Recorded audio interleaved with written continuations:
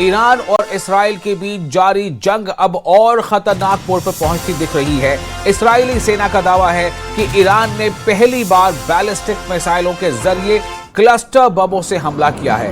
इन मिसाइलों के जरिए तेल अवीव और मध्य इस्राएल के कई इलाकों को निशाना बनाया गया। क्लस्टर बम ऐसे हथियार होते हैं जो हवा में खुलकर दर्जनों छोटे छोटे बमों में बंट जाते हैं और बड़े इलाके में तबाही फैलाते हैं। हमले के बाद तेल अवीव में लगातार सायरन बजते रहे। सुने, ये देखिए, ये क्लस्टर बम बाईं तरफ आप देख पा रहे होंगे।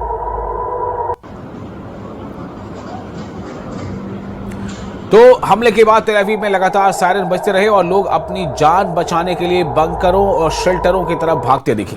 कई इलाकों में धमाकों की आवाजें आई और आग के गोले जैसे रोंगटे खड़े कर देने वाली तस्वीरों को कैमरों में कैद किया गया।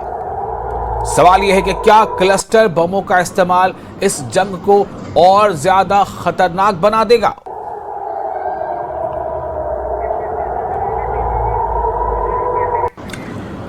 तो दरअसल आपको यह बताना यहां जरूरी है कि ये किस तरह से काम करता है। ये क्लस्टर बम क्या होते हैं, क्लस्टर बम का हमला किस तरह का होता है, क्योंकि युद्ध में इनका इस्तेमाल बेहद खतरनाक माना जाता है। क्लस्टर बम दरअसल ऐसा हथियार है जो एक ही वॉरहेड में छिपे कई छोटे छोटे विस्फोटकों से बना होता है।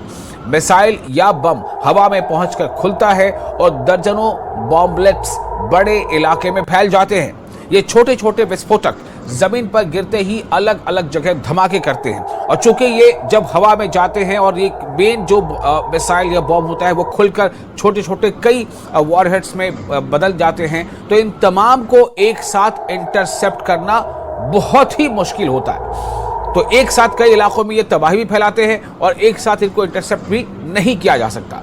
खतरा ही खत्म नहीं होता क्योंकि इनमें कई बॉम्बलेट्स फटते नहीं और लंबे वक्त तक जमीन पर पड़े रह जाते हैं। यही वजह है कि ये आम लोगों, खासकर बच्चों के लिए बेहद खतरनाक बन जाते हैं। नागरिक इलाकों में इनके इस्तेमाल से भारी नुकसान होता है, इसलिए दुनिया के कई देशों ने क्लस्टर बमों के इस्तेमाल पर प्रतिबंध लगा रखा है।